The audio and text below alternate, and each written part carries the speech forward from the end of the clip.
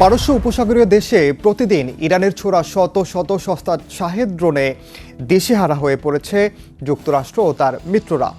শুনতে অবিশ্বাস্য মনে হলেও বাস্তবতা হলো উপায় না পেয়ে এই ড্রোন মোকাবেলায় এখন ইউক্রেনের সহায়তা চাইছে যুক্তরাষ্ট্র ও উপসাগরীয় দেশগুলো।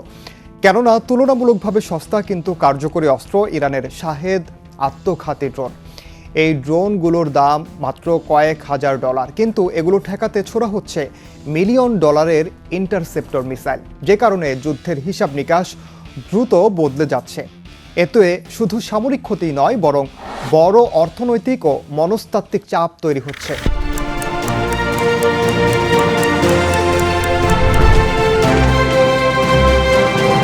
ইউক্রেনের কাছে কেন সাহায্য চাইছে যুক্তরাষ্ট্র? কেন এগুলো ঠেকাতে হিমশিম খাচ্ছে বিশ্বের সবচেয়ে উন্নত প্রতিরক্ষা ব্যবস্থা? আর এই ছোটখাটো শাহেদ ড্রোনই বা কিভাবে যুদ্ধের দৃশ্যপট পাল্টে দিচ্ছে, তাই জানাবো এবারের দৃশ্যপটের সঙ্গে আছি আমি ওমর ইনান।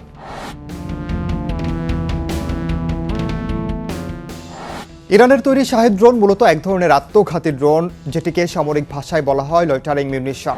এই ধরনের অস্ত্র নির্দিষ্ট এলাকায় কিছু সময় ঘোরাফেরা করতে পারে এবং লক্ষ্যবস্তু শনাক্ত করার পর সরাসরি গিয়ে সেটির ওপর আঘাত করে বিস্ফোরিত হয়।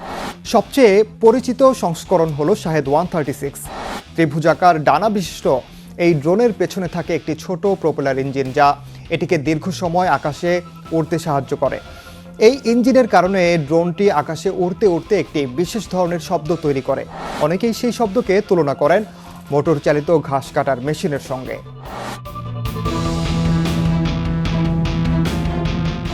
শাহেদ ড্রোনকে বিপজ্জনক করে তুলেছে মূলত তিনটি বিষয়। প্রথমত, এটি অত্যন্ত সস্তা। একটি শাহেদ ড্রোনের দাম সাধারণত 20,000 থেকে 50,000 ডলারের মধ্যে, কিন্তু এটিকে ভূপাতিত করতে যে ইন্টারসেপ্টর মিসাইল ব্যবহার করা হয় তার দাম অনেক সময় কয়েক মিলিয়ন ডলার পর্যন্ত হয়। অর্থাৎ অর্থনৈতিক দিক থেকে এটি এক ধরনের অসম যুদ্ধ, যেখানে সস্তা অস্ত্র দিয়ে ব্যয়বহুল প্রতিরক্ষা ব্যবস্থাকে চাপে ফেলে দেয়া যায়। দ্বিতীয়ত, এই ড্রোনগুলো খুব নিচু উচ্চতায় ওড়ে। বেশিরভাগ আধুনিক রেডার ব্যবস্থা মূলত দ্রুত গতির যুদ্ধ বিমান বা ব্যালিস্টিক মিসাইল শনাক্ত করার জন্য তৈরি করা, কিন্তু শাহেদ ড্রোন ধীর গতিতে এবং অনেক নিচু দিয়ে উড়ে, যে কারণে অনেক সময় এগুলো শনাক্ত করা কঠিন হয়ে পড়ে। আর তৃতীয়ত, এগুলো একসঙ্গে অনেকগুলো ছোড়া যায়। একটি বা দুটি নয়, বরং শত শত ড্রোন একসঙ্গে আকাশে উঠলে প্রতিরক্ষা ব্যবস্থার উপর প্রচণ্ড চাপ তৈরি হয়।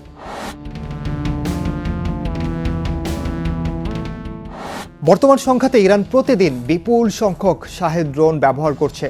এই ড্রোনগুলোর লক্ষ্যবস্তু হচ্ছে মার্কিন সামরিক ঘাঁটি, তেল শোধনাগার, যোগাযোগ অবকাঠামো, কূটনৈতিক স্থাপনা। কিছু ক্ষেত্রে এই ড্রোনগুলো প্রতিরক্ষা ব্যবস্থা ভেদ করে লক্ষ্যবস্তুতে আঘাত হেনেছে, যে কারণে শুধু অবকাঠামোগত ক্ষতিই নয়, বরং আঞ্চলিক নিরাপত্তা এবং বিনিয়োগ পরিবেশ নিয়েও নতুন উদ্বেগ তৈরি হয়েছে। কারণ উপসাগরীয় অঞ্চল বিশ্বের অন্যতম গুরুত্বপূর্ণ জ্বালানি সরবরাহ কেন্দ্র।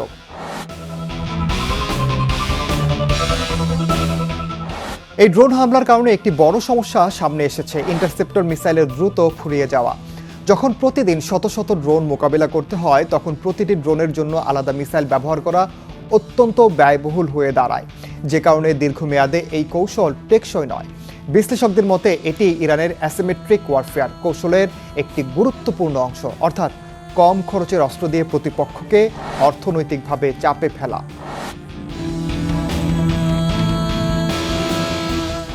এই পরিস্থিতিতে যুক্তরাষ্ট্র ও তার মিত্ররা এখন তাকিয়ে আছে ইউক্রেনের দিকে, কারণ রাশিয়ার বিরুদ্ধে যুদ্ধ করতে গিয়ে ইউক্রেন কয়েক বছর ধরে এই একই ধরনের ড্রোনের বিরুদ্ধে লড়াই করছে।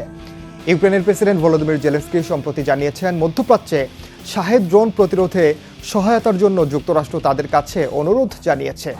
এই ঘটনা অনেকের কাছে অবিশ্বাস্য এবং প্রতীকীয় বটে, কারণ একসময় মার্কিন প্রেসিডেন্ট ডোনাল্ড ট্রাম্প জেলেনস্কিকে কটাক্ষ করে বলেছিলেন তিনি সবসময় মিসাইল চাইতে যুক্তরাষ্ট্রে যান। কিন্তু এখন পরিস্থিতি যেন উল্টো হয়ে গেছে। এখন ইউক্রেনই এমন এক দেশ যার কাছে এই ড্রোন মোকাবিলার বাস্তব অভিজ্ঞতা রয়েছে।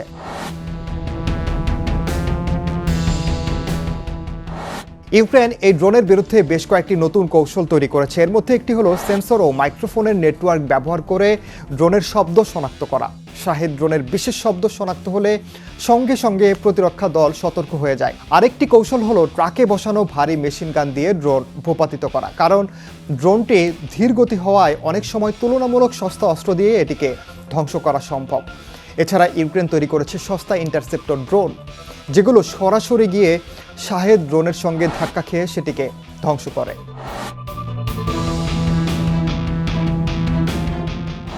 শাহেদ ড্রোনের এই সাফল্যের পেছনে শুধু ইরানের কৌশলই দায়ী নয়, অনেক বিশ্লেষকের মতো এর পেছনে রয়েছে পেন্টাগনের বড় একটি ভুল হিসাব। পেন্টাগন হয়তো এখন অবাক হওয়ার ভান করছে, কিন্তু বাস্তবতা হলো এই হুমকি সম্পর্কে তারা বহু আগে থেকেই জানতো, কারণ যুক্তরাষ্ট্র নিজেই শাহেদ ড্রোনের প্রযুক্তি বিশ্লেষণ করেছিল।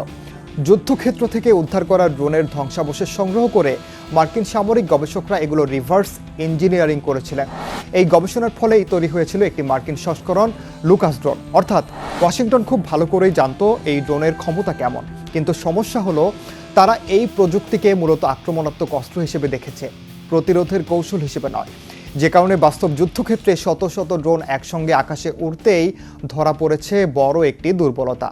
পেন্টাগনের প্রতিরক্ষা ব্যবস্থা মূলত তৈরি হয়েছিল ব্যালিস্টিক মিসাইল বা যুদ্ধ বিমান ঠেকানোর জন্য, কিন্তু হাজার হাজার সস্তা ড্রোন মোকাবিলার জন্য নয়। যে কারণে একদিকে কয়েক হাজার ডলারের ড্রোন আর অন্যদিকে তা ঠেকাতে কয়েক মিলিয়ন ডলারের মিসাইল, এই অদ্ভুত বৈপরীত্য তৈরি হয়েছে।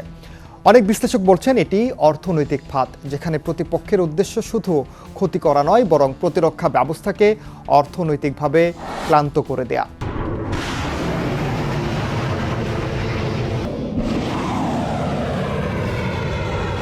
মধ্যপ্রাচ্যের যুদ্ধ প্রতিদিন নতুন নতুন সীমা অতিক্রম করছে। ব্যালিস্টিক মিসাইল, যুদ্ধবিমান কিংবা নৌবহরের পাশাপাশি এখন যুদ্ধের সমীকরণ বদলে দিচ্ছে সস্তা কিন্তু কার্যকর শাহেদ ড্রোন। ইরানের এই ড্রোন কৌশল কি ভবিষ্যতের যুদ্ধের নতুন মডেল হয়ে উঠছে? আর বিশ্বের সবচেয়ে শক্তিশালী সামরিক শক্তিগুলো কি প্রস্তুত সেই বাস্তবতার জন্য?